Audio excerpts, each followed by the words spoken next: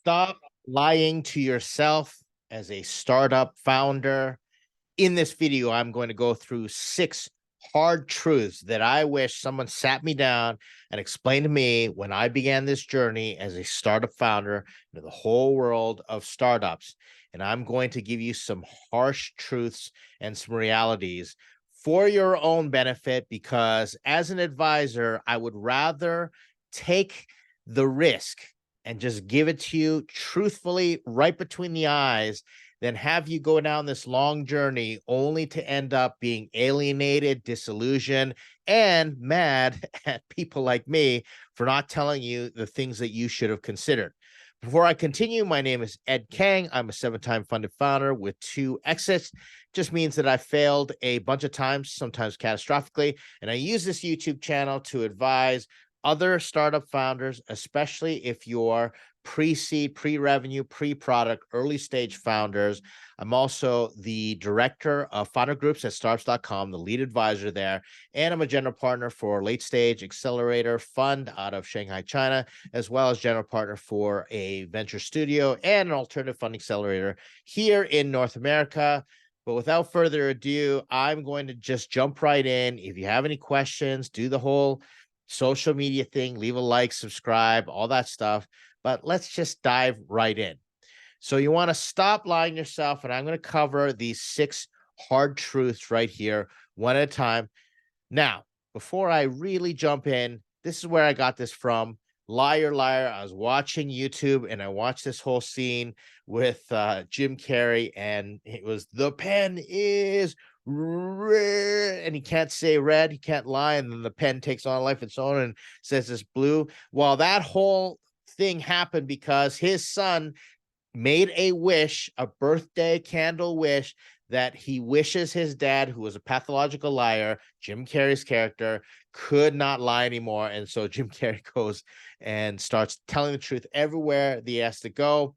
I wish I could make the same wish for startup founders as well, especially when I'm watching founders come join us at startups.com and other places where I start to advise founders, and I start to cringe and I feel very uncomfortable because I just don't think that founders or that entrepreneur or that business owner is looking at startups with real open eyes and the reality that's required to be successful. And I've just seen way too many horror stories that make me feel bad. I just feel bad. And I want to be able to put my head on my pillow at night, knowing that I'm operating out of my convictions and integrity and trying to always tell the truth wherever I go when I'm advising founders. Also, just so happens this caricature is done by Midjourney, and I just said, hey, do me a caricature of Jim Carrey from the movie Liar Liar. Not bad, I would have to say. So we're going to stick with this one. I want to say, don't give up. All right. I'm going to go into these truths, and I tell you, do not give up. It may be disheartening, discouraging, and you may feel all sorts of shame that you're falling into some of these lies, these self-deceptions, and not operating in reality. And that's okay. We all have made these mistakes in some form or another, especially me, which is the reason I'm sharing the reason I wish I could have these things told to me before I got into startup. So just keep this in mind. Don't give up. I'm going to go back to this. I'm going to revisit this whole notion when I get to the end of this video. First, your small business is not a startup. This is probably the biggest culprit that I see, where founders get disillusioned. They come into our network and they think their small business, especially service providers, they think it's a startup. They think, well, I'm a business founder. I founded this business and it's a startup because it's new and therefore it's a startup. It's not. Startups and small businesses are 2 completely different things, and you will do yourself great service.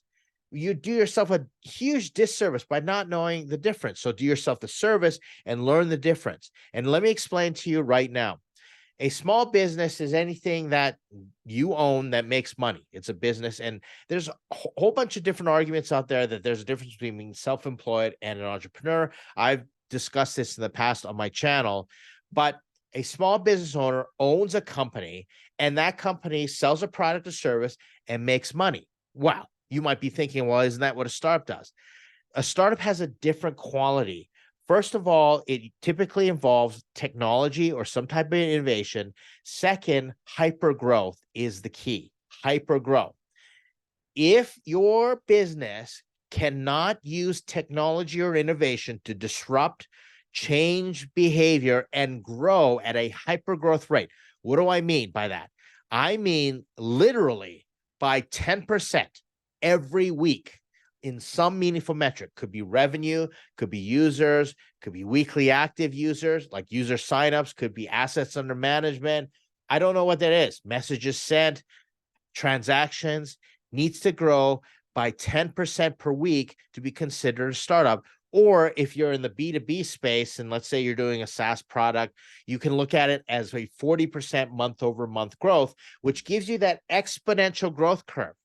All right. So typical startups can get away with doing something like this, where they just kind of like, just make money and they go, and then somewhere in there is, maybe just a slight growth up like this, and you're taking your salary out there and it's creating a living for you. And that's fine. That's a small business. Nothing wrong with that whatsoever. There are plenty of small businesses that do millions of dollars and make people millionaires, but they're not considered startups. What do startups do? Well, if you look at the growth curve, if you're growing 10% per week or 40% month over month, your growth kind of looks like this, right? It's got this hockey stick trajectory, and what they're really looking for is this, right? Okay, that's really extreme, but that's what investors or the venture capital world or magazines like TechCrunch, the whole startup industry, those are the stories that you're looking for. And when you're using technology, innovate, and disrupt, you are able to create a whole new class of product or service, change the behaviors of your customers, and this is the type of growth graph that you're going to get. So if you're not growing by that magical exponential formula of 10% per week or 40% month over month, then you're not a startup, or you at least need to have the potential to grow that much, which also probably means you need a really big market. A total addressable market needs to be big enough for you to be able to take up all that real estate, all that market share in an exponential fashion. That is what startups are defined by: hyper growth using technology and innovation. If you're not there, like I said, that's not okay.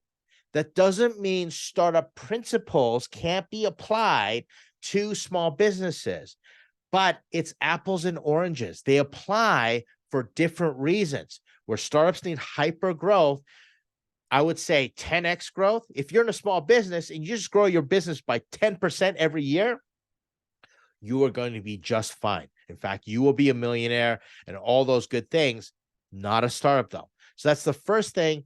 Don't lie to yourself and say, okay, I'm a small business, but I must be a startup. You're not. The hard truth is not all small businesses are startups.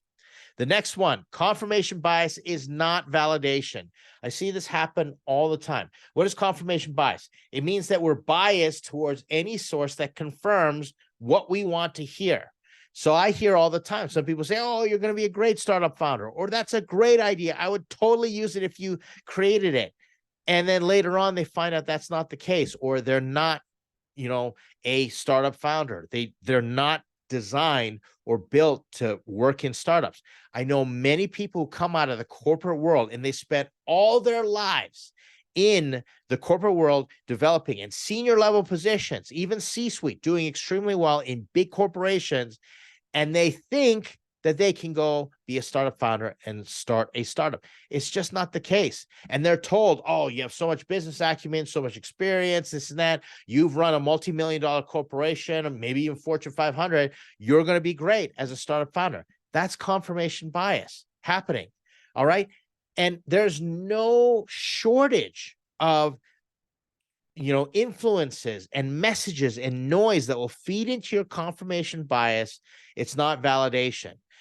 Even your own, you hear that's a good idea and you think something's a good idea. Just because it's a good idea doesn't mean it's meant to be a startup. All right. This is where people go and start all these companies because they got a few positive signals, and then they could have been false positives. but they run with it and they start a company and they incorporate and they blow all their money, their retirement savings. I've seen this happen over and over and over again. It's really sad the number of times I can count. And it's sad that it's actually happened to me. I've just heard a little bit of positive feedback and I go, oh, that must be me. I'm going to run with it. The other confirmation bias that I run to, my first startup sold, actually got acquired. Now, that's great confirmation, but then I became biased towards everything that told me that I could do it over and over again. And sure enough, multiple dozens of ventures later, I flopped. It's not always validation, not validation of your idea, not validation of your probability of success. Do not get stuck in confirmation bias. This is a hard truth that I wish I would have learned a lot sooner as well. Next, building it does not guarantee they will come. The whole Kevin Costner Field of Dreams things, build it and they will come, just doesn't exist whatsoever. It might have happened way back in the day. Remember, back in the day, nobody had a web page. So if you build a web page, everybody want to see your web page, and that's great. Doesn't happen anymore. You know how many trillions of web pages are out there that just sit there collecting dust and nobody's ever going to see them except maybe you and your mom or your spouse or maybe your dog if you actually have a canine friend sitting beside your computer screen. It's not going to happen. So building it does not guarantee that they will come. So stop thinking that way. Stop thinking, oh, I got a great idea for an app. That's confirmation bias again. And if I just code it or build it or drop a whole bunch of money on it, yeah, people start using it. Guess what? Your default position needs to be, as soon as I build something, if I build it, nobody cares. Nobody cares. And then you can start asking yourself, how can I get this in front of people and start selling it, start getting traction, user acquisition? Building it does not guarantee they will come. This falls in line with the way that you budget. Big mistake that I see founders make. What they do is, let's say they have got $30,000 and they put all $30,000 in a development.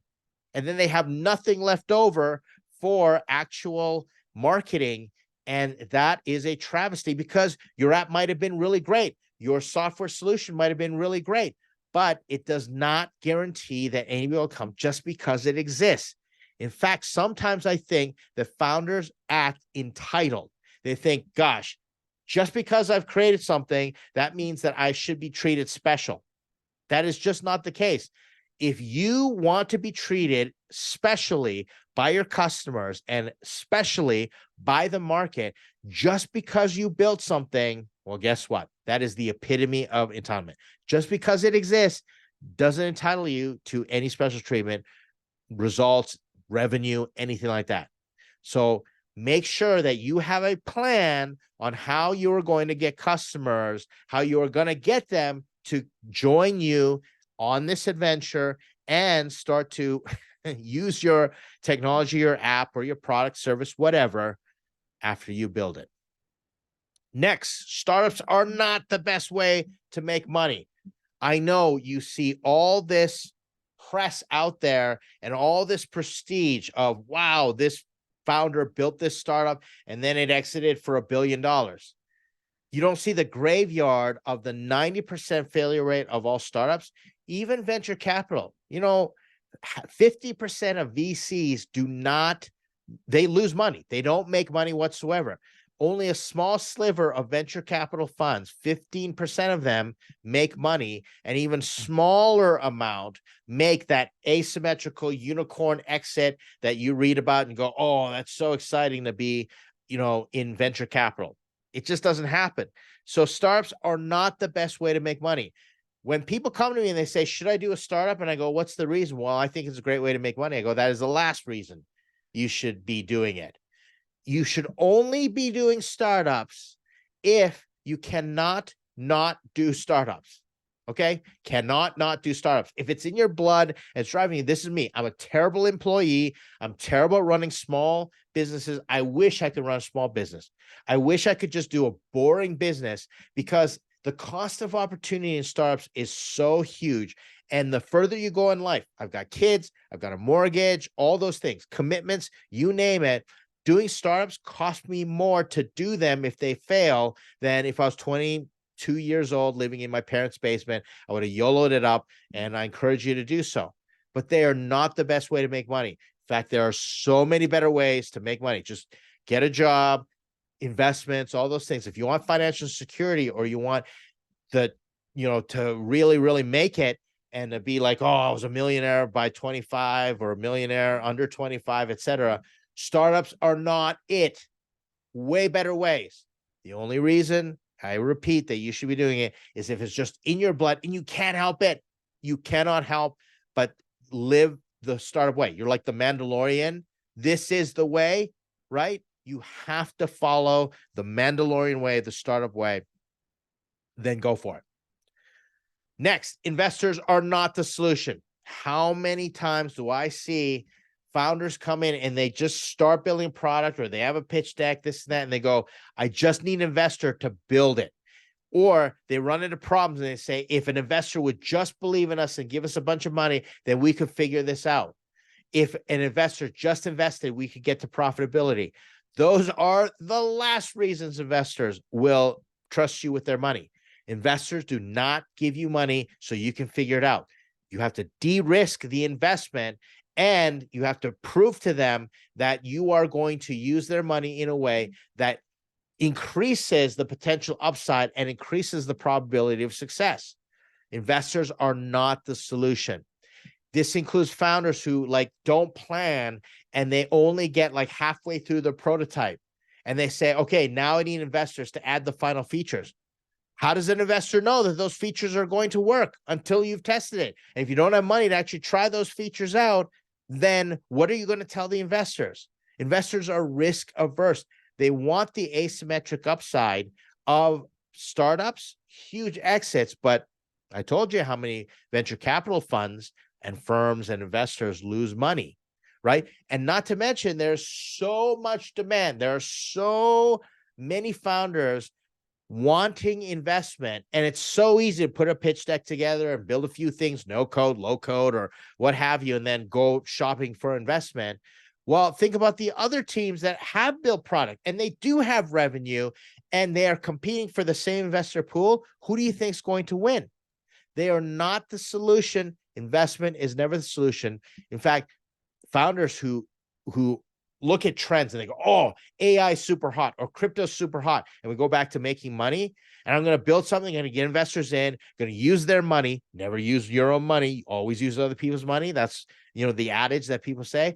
That does not work. It's a horrible idea. It's going to end with a lot of pain for you and for the investor, and then that only exacerbates everything, because now you have to look those investors in the eye, especially if they're friends, family, and associate investors, and you're at Thanksgiving and you're having that uncomfortable conversation about how you made all the other mistakes and they blew that money.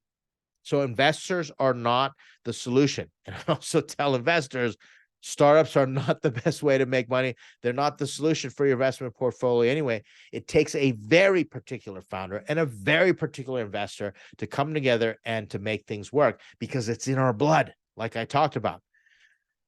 Finally, investors and customers are not always right.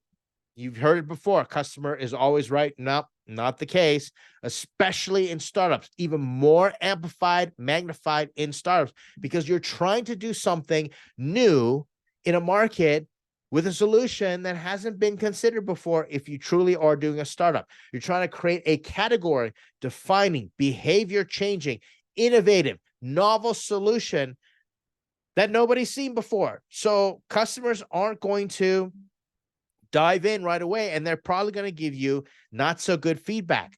Their feedback is not as important as their behavior. Same with investors. Investors always have an opinion about what you should be doing, and investors aren't always right. If they were, more investors would be making money. I just keep going back to how many venture capital funds actually fail. And it's something about people, when they have money to invest, they have a stronger opinion, always a bigger opinion. And it's just not a good way to measure, even from a positive angle, to measure whether your startup be successful. I know founders, they get their chest puffed out because guess what? An investor says, oh yeah, we really like your idea and we like you to do this and this and this and come back to us. And the founders go out there, confirmation bias, and they say, oh, the investors are already in and they want to write us the check. We just have to do this, this, and this. And then guess what? You do this, this, and this, and then you're hit with, well, come back to us when you're doing $1.2 million in ARR, when you've got 5 million subscribers, et cetera, and then everybody's deflated. They are not always right. Investors, the good ones, in fact, want you to push back. They want you to be open and they want you to be coachable, but they want you to stand firm and not give up and not get knocked off just because someone's dangling some money in front of you. Because if someone can knock you off your plan and all your assumptions because they're dangling money in front of you, someone else can dangle money in front of you and change that. That goes for customer feedback as well. Ford said way back in the day, if I asked my customers what they wanted, they would have told me a faster horse. Customer feedback is important, but you have to take it with a huge grain of salt.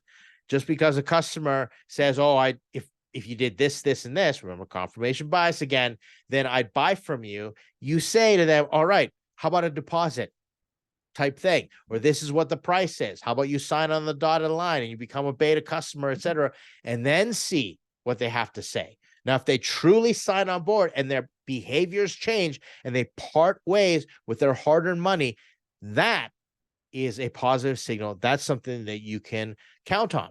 So everything you hear from investors and customers, take with a huge grain of salt. Observe what they do and how they act. If an investor's really in, they'll act quickly and they'll get out of your hair, leave you alone, and they'll do everything they can to help you be successful instead of spending hours upon hours of due diligence and meetings and all that stuff. Watch their actions. Same with customers. If they actually log on and they change and you see them pressing the buttons, well, those are the customers that you want to listen to.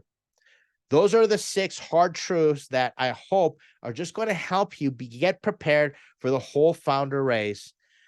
Let me say this. I can't say this over and over again. Don't give up. Let me back up for a second. I often will put resistance in front of founders and push back on them to see how quick they will give up as an advisor. Why? Because you'd rather get the resistance from me. You'd rather have me give you a hard time and get you to the point where you start questioning yourself and you push through. And I don't do it in a way that makes everybody question their life choices and their own existence and go into existential crisis and become nihilistic. That's not me. I put enough resistance so that it becomes like resistance training, like weightlifting, where you have to push through and you have to start exercising those muscles and gain that internal fortitude, that resolve to push through. Because guess what? It's way harder out there with customers and with investors. I am a walk in the park. A lot of people accuse me of coming across harsh and being mean, etc. Well, I'm realistic and I want to prep you for the realistic world, the real world out there when it comes to investors, customers, and the whole startup life. So don't give up. Just look at these things and ask yourself, how did I get here? How did I start to believe these things? Why do I believe what I do? Why do I do what I do? And gain the self-awareness and start to explore these lies, these self-deceptions, and explore the hard truths and how they apply to you. And you are going to do extremely well, because this is common across all the successful founders that I know. It's all the lessons that I've went through. I had to deal with each one of these 6 hard truths myself. And that's the reason I want to pass them to you. Hopefully this has been helpful. Like I said, leave a like, comment, do all that stuff. And if you're part of the startups.com community with us, thank you so much for your support. Make sure that we can talk about this every time that we have an advisory session. We have our group meetings together. If you're wondering what it's all about, check us out at startups.com, where you can get an advisor like me and work with our entire community. We're an online accelerator, or founders accelerating other founders. In the meantime, let's do it. I hope to see you in the next video.